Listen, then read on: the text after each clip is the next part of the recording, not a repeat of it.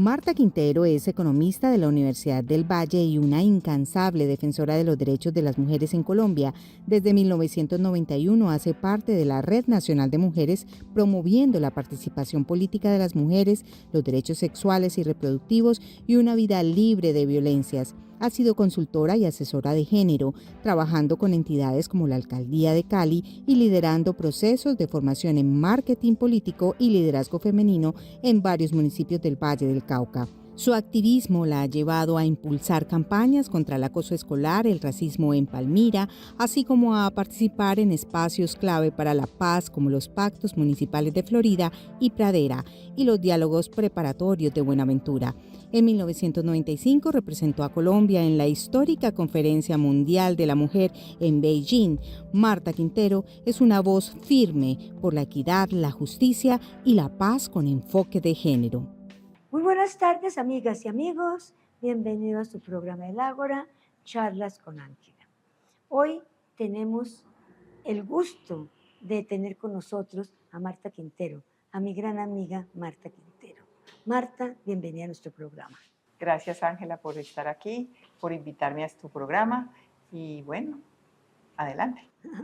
Bueno, Marta, pues yo sé que tú vienes de una familia paisa y los paisas son reconocidos por tener muchos hijos. Cuéntanos un poquito de esa familia. Bueno, yo vengo de una familia regularmente grande, no tan grande como la tuya. Debe haber sido algo fantástico. Las comidas, los almuerzos, ¿cómo era esa reunión de toda esa cantidad de muchachos? Bueno, en mi casa éramos 8 mujeres y 2 hombres. Siempre había mucha cosa por hacer en la casa y creo que pues fue difícil que mi mamá también se manejara toda esa familia tan grande y por supuesto mi papá también para poder alimentar a toda esta familia tan grande.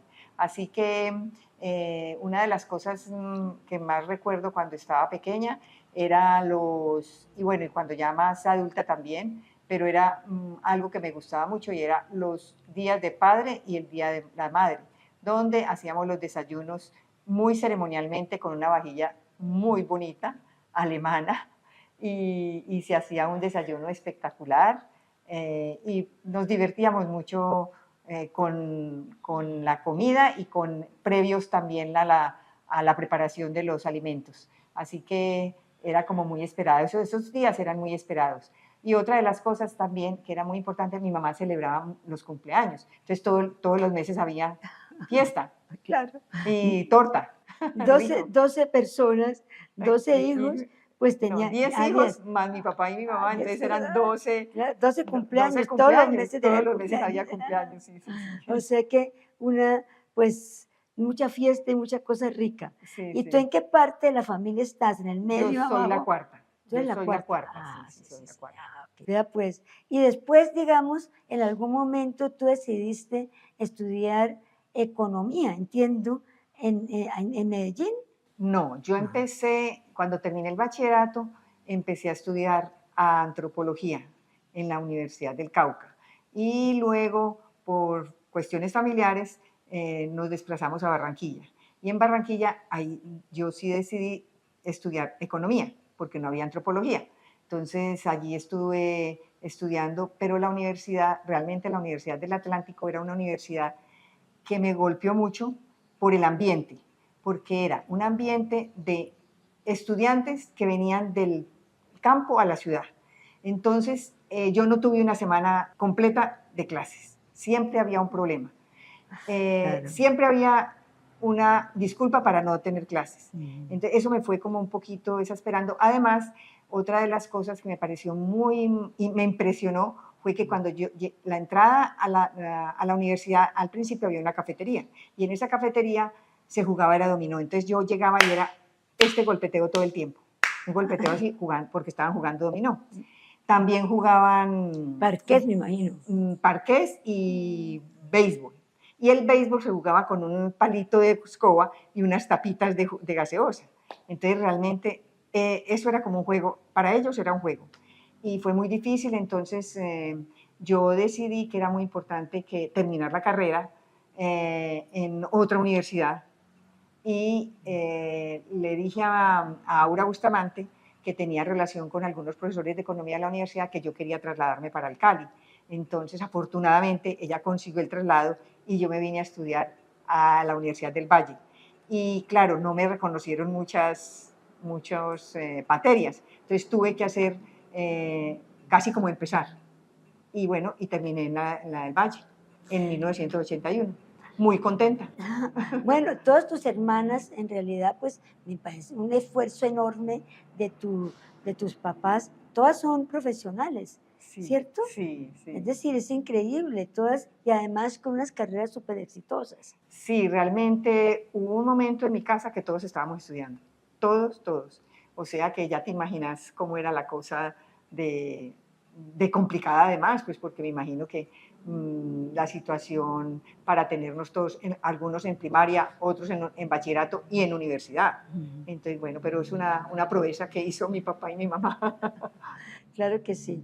Sí, porque yo creo que tu papá alcanzó a venir a vivir contigo acá, ¿cierto? Sí, en los 2 últimos años de su vida, él decidió, porque después de la pandemia, él vivía en un apartamento muy encerrado y cuando vino a visitarme, una de las visitas, él dijo, no, pues es mi oportunidad de terminar mi vida en el campo más libre además, porque pues con la pandemia era encerrado en 4 paredes y nos tocó también digamos, nos tocó el estallido social aquí, y él es una persona muy curiosa, le gustaba, digamos, caminar y muy participativo de todas las actividades que teníamos nosotros y él quería tener un cuarto aquí en esta casa, quería tener el cuarto donde mi hermana, que también estaba empezando a construir, y él decía que tenía como 3 casas.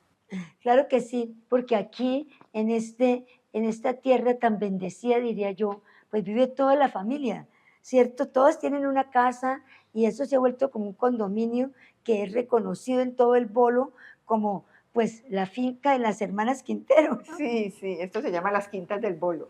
Las quintas por Quintero, pues es...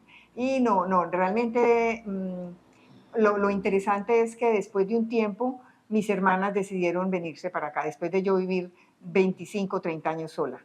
Entonces, pues claro, con Carlos. Entonces después ellas decidieron venir y también construir sus propias casas. Además, como esto era una ladrillera, había muchas casas, entonces yo reformé 2 casas.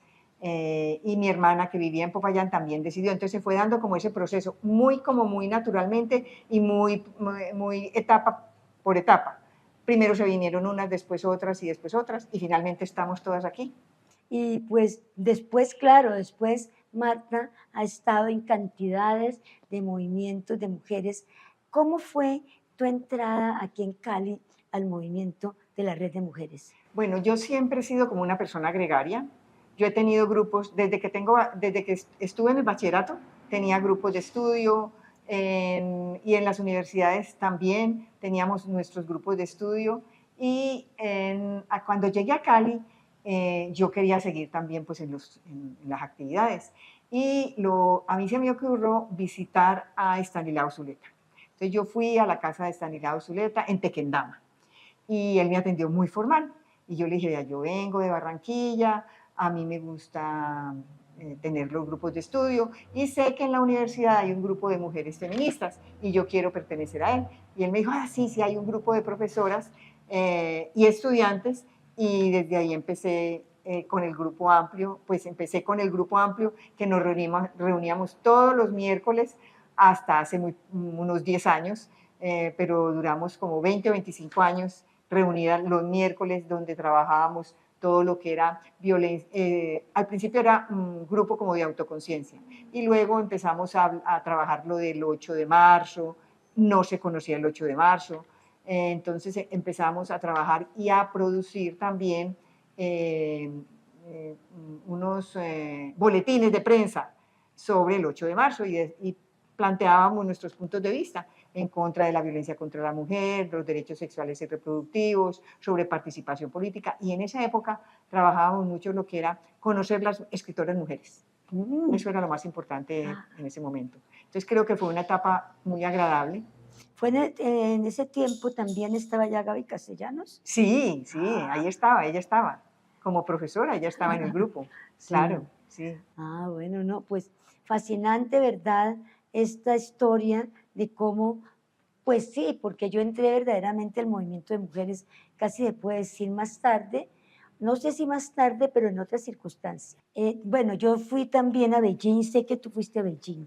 Y es decir, bueno, para mí Beijing, francamente, yo iba en dos partes porque yo era representante de la Federación Internacional de Abogadas y teníamos puesto en la conferencia principal, pero también estuve en Guairú. ¿Cómo fue esa ida tuya? Yo sé que ya había un grupo grande de mujeres colombianas, pero no siempre estuve con ellas. Entre esas estaba Piedad Córdoba, ¿cierto? Sí, sí, como eso fue en el 95, ya había pasado la Constitución del 91, entonces el movimiento de mujeres estaba muy fortalecido y a nivel nacional se planteó que hubiera una representación de Colombia en la conferencia de Guairó. Entonces, eso empezamos a organizarnos, a estudiar, a leer, a qué íbamos a hacer. Incluso yo creo que fue muy interesante porque ahí empezó una relación con América Latina, porque ya empezamos a averiguar quiénes iban de América Latina. Entonces, pues estaba Gina Vargas, habían otras mujeres de Argentina, y ya como que empezamos a establecer unas relaciones con América Latina. Y además, pues como habíamos tenido también el encuentro internacional de mujeres, el coencuentro feminista latinoamericano y del Caribe, pues también ya teníamos más relación. Entonces eso nos ayudó mucho a que fortaleciéramos la conferencia en Beijing. Creo que fue maravilloso, queríamos mucho trabajar lo de derechos sexuales y reproductivos orientados al aborto. Y bueno, ya yendo a Beijing, la llegada allí con todas esas mujeres, además el misterio también o la situación que era un poquito complicada en Beijing porque sabíamos que nos estaban mirando, o sea, que nos estaban mirando vigilando cada paso. Entonces eso pues también fue como un poco extraño, pero creo que fue muy interesante llegar a Guairobí y encontrar, a mí lo que me impresionó de Guairobí fue la cantidad de mujeres, que se construyó una ciudad para recibirnos, porque en Guairobí era el encuentro de las mujeres, pero además en Beijing se estaba haciendo la cuarta conferencia internacional, pues mundial de las mujeres. Y en Guairobí había una carpa muy linda de Mongolia, eso fue divina, y bueno, ahí se hacían talleres, también hubo otra donde estaban las japonesas, que hablaban de la... Me acuerdo de las abuelas. De las guerras. Las abuelas japonesas fue muy importante porque las abuelas querían tener de sus derechos para que por cuidar a los nietos también tuvieran una remuneración en ese tiempo. Sí, había muchas propuestas, pero a mí lo que me pareció de Japón lo más importante fue que empezaron a hablar las personas que habían estado en cárcel, mujeres que habían estado en cárceles en la Segunda Guerra Mundial, y ellas hablaban del carcelero y ellas se comunicaban entre ellas haciendo unos cantos. Entonces fue muy bonito también. Eso lo dijeron allí en Guairobí. Bueno, y eso era una revolución porque todo el mundo, había carpas por todas partes, había conferencias, uno tenía que tener pues muy claro el programa y escoger desde el día anterior las conferencias, porque había muchísima información y cosas muy interesantes, y además nos dimos cuenta que el movimiento de mujeres era una cosa mundial, internacional. Porque claro, cuando lo de Beijing ya teníamos ley de cuotas, no teníamos ley, pero teníamos el precepto constitucional. Y se estaba debatiendo en el Congreso la ley de cuotas, y las que movían eso eran Vivian Morales. Y la Red Nacional de Mujeres, porque lo importante también era que la Red Nacional de Mujeres, como estaba la Constitución en el 91, despuesito del 91 se creó la Red Nacional de Mujeres, y la Red Nacional de Mujeres hacíamos mucho lobby con las parlamentarias, que incluso queríamos que se creara la Comisión de Género en el Parlamento, y que afortunadamente también se creó. Sí, claro. Y es importante, y creo que todavía funciona. Sí, todavía, claro. Funciona. Existe la bancada, de las mujeres y existe la Comisión de Género, que eso ha sido superimportante. Y eso se ha replicado también en muchos departamentos y en muchas ciudades, que yo creo que eso ha sido porque permite que trabajemos más coordinadamente y fácil la problemática de las mujeres, y además pues es que tiene que haber una relación entre el feminismo, la política y la participación política. De acuerdo. Y la red de mujeres, sí, claro, hizo un enorme trabajo porque verdaderamente también fueron las responsables de ese lobbying que se hizo por 10 años, porque después de la constituyente en el 91, pues ya finalmente fueron 10 años de lucha para que quedara, para que verdaderamente se hiciera esa ley. Sí, sí, sí. Y otra cosa que te quisiera decir como hitos pues importantes fue el encuentro feminista latinoamericano que fue en el 81. Sí. Y muy importante ahora que estamos en noviembre, ahí surge el 25 de noviembre, no más violencia contra las mujeres. Entonces creo que eso es muy importante porque venimos trabajando desde el 81 y creo que incluso ahora podemos decir que se ha agravado más la violencia contra las mujeres porque aparecen los feminicidios. Entonces creo que es muy importante recordar que eso surge desde 1981 a través de la representación de República Dominicana, que quiso hacer, digamos, esta difusión con las hermanas Mirabal, con la dictadura de Trujillo. Y finalmente, digamos, que quedó estatuido ese día como no más violencia contra las mujeres, y muy interesante, porque hablando con Rosta, la kurda, resulta que hoy ella estaba trabajando sus cosas y le estaban informando qué iba a pasar en Turquía el 25 de noviembre. No digan, muy qué bien. fantástico, o sea que fue una creación de Colombia para que se volviera ese día. No, verdaderamente que uno como que no sabe lo importante que son todas esas cosas que pasan. Sí, verdaderamente, eso de la violencia contra la mujer se ha vuelto como tan complejo y pues, es decir, se ha hecho mucho para que hayan leyes, las leyes José Elvira Celis, todo esto, pero sigue, no sé, ¿qué es lo que pasa allí? Sí, yo creo que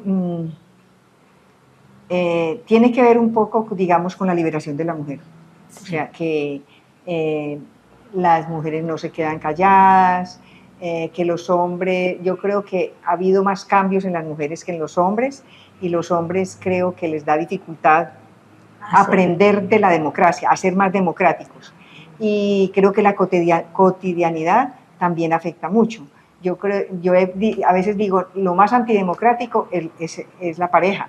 Entonces por eso es la familia matriarcal. Sí.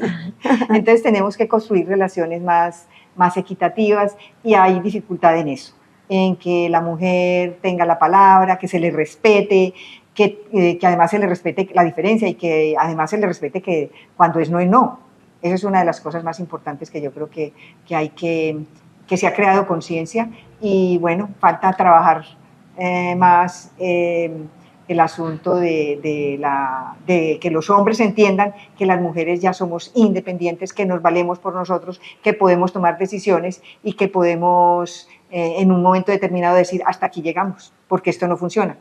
Sí, efectivamente, bueno, no sé si nosotros como madres podemos crear hijos de una forma distinta, pues se habla ahora de las nuevas masculinidades, ¿no? Sí, afortunadamente hay mayor información con relación a que los hombres se comporten diferente, que las relaciones son distintas, pero así todo nos falta mucho. Cierto, es cierto.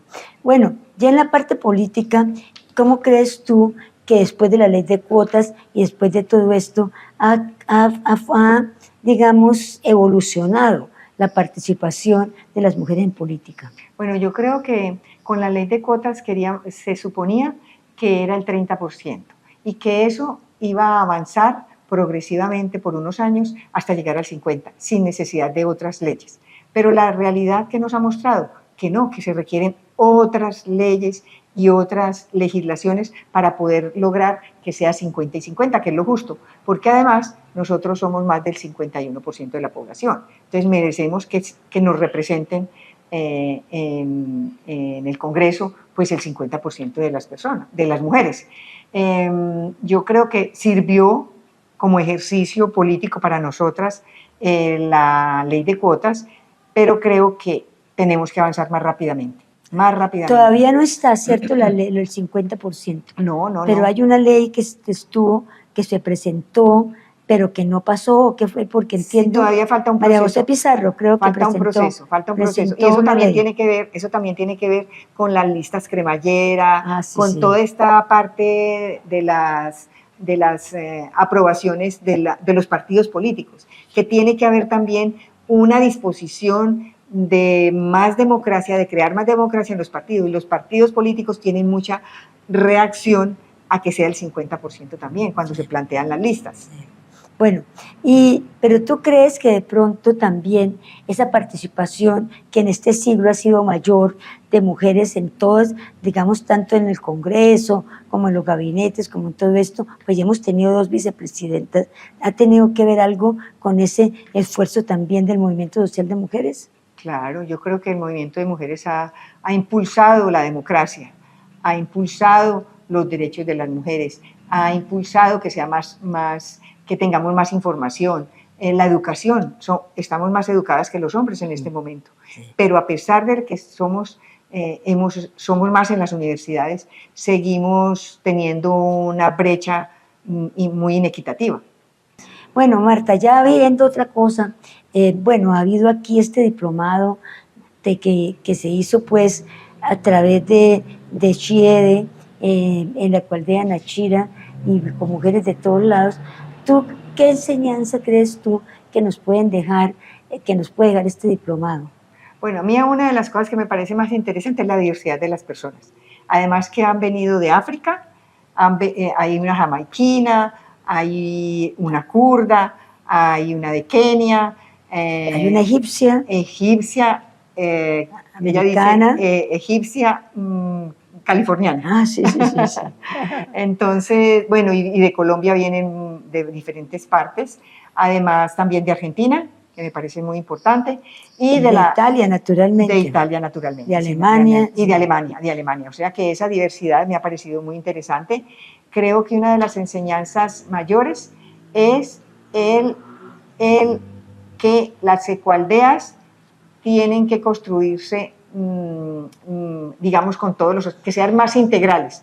O sea, que no se trabaje, porque hay ecoaldeas que trabajan mucho lo ecológico, pero yo creo que ahorita son ecología, relaciones sociales, empoderamiento, cambios internos, cambios estructurales, culturales que deben cambiarse para poder hacer sociedades más democráticas y que al interior de las ecoaldeas haya un empoderamiento femenino en el sentido de que las decisiones y que se le dé como ese poder a las mujeres o no se le dé, sino que las mujeres se tomen la actividad de organización social en la que se pueda construir los derechos y una sociedad más democrática, porque vemos que a nivel mundial es un poco, o sea, las aspiraciones nuestras de cambiar la sociedad es más difícil. Entonces, de pronto, en las ecoaldeas se puede lograr un poquito más.